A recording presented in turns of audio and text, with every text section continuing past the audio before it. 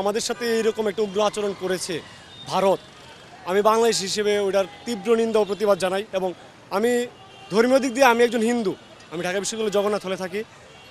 তো আমি একজন বাংলাদেশ হিসেবে, সেটা ভারত একটা হিন্দু রাষ্ট্র হোক বা পাকিস্তান হোক, যেই হোক, আমি বাংলাদেশ হিসেবে আমার কাছে সবার প্রথম প্রায়োরিটি হচ্ছে আমার দেশ। তো সেই জায়গা থেকে আজকে জগন্নাথ হল একটা মিছিল নিয়ে এই সমাবেশে আসছে।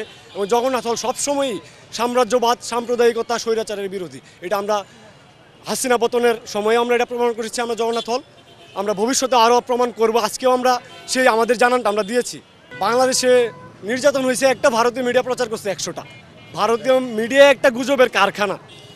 এবং আপনারা জেনে থাকবেন যে ওই বর্তমানে যে ভারতের সরকার, ওই সরকারের সাথে হাসিনার খুব ভালো মিল ছিল। তো যেহেতু তার পোষা ছিল হাসিনা, তো হাসিনার এরকম একটা পরাজয়, সে চাইবেই দেশে একটা সাম্প্রদায়িক দাঙ্গা বা কোনো একটা ঝামেলা লাগানোর চেষ্টা করতে। তো সেই দিক দিয়ে ভারতীয় মিডিয়া গুজব ছড়াইছে, এই জন্য বাংলাদেশের অবস্থা আরও আজকে এত অস্থিতিশীল। এই সবটা দেয় ভারতীয় মিডিয়া। এবং বাংলাদেশ নির্যাতন হয়েছে, একটা হয়েছে 100টা ওরা প্রচার করছে। যে একজন হিন্দু যেখানে বলছে যে আমরা এখানে নিরাপদে আছি, আমরা মুসলিম হিন্দু ভাই পুরো সুন্দর একসাথে মানে একই জায়গায় বসে আমরা যে কোনো আয়োজন করতে পারছি বা খাবার খাচ্ছি, মানে আমাদের জীবনযাত্রা অব্যাহত রাখছি।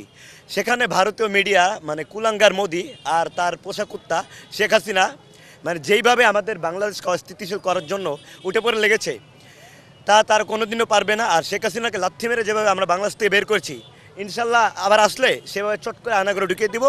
মোদি যখন এই দেশে আসছে, আসা অবস্থায় জনগণের যখন একটা ক্ষোভ তৈরি হয়েছে, তখনই তিনি থাকতে পারে না, এক রাতের ভিতরে সম্ভবত পলাইছে, আমি যতটুকু শুনছি।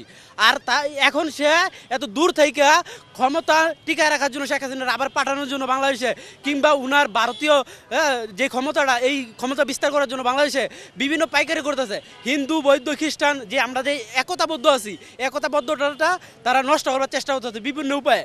কিন্তু আমরা বাংলার জনগণ এই তাদের ফাঁদে আমরা পা দিব না। আর আমরা মুসলমান, হিন্দু, বৌদ্ধ, খ্রিস্টান সবাই যদি এক থাকি, তাহলে কোনো না কোনো একদিন এই ভারতের বিরুদ্ধে আমরা রুখে দাঁড়াবো এবং ভারতকে আমরা খণ্ড বিখণ্ড করে দিতে পারবো ইনশাআল্লাহ, ইনশাআল্লাহ।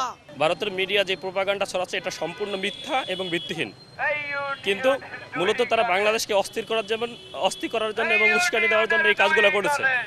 তারা মনে করে যে ধর্ম এবং মৌলবাদ, এই দুইটা জিনিস অত্যন্ত সেনসিটিভ সারা পৃথিবীতে।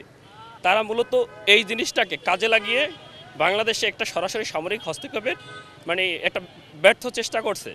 তো বাংলাদেশের সমগ্র জনগণের এই বিষয়টা অত্যন্ত যে সতর্ক দৃষ্টির সাথে দেখা উচিত যে ভারত যা করতে চাচ্ছে, এটা বাংলাদেশের জন্য যথেষ্ট উদ্বেগের এবং উৎকণ্ঠার।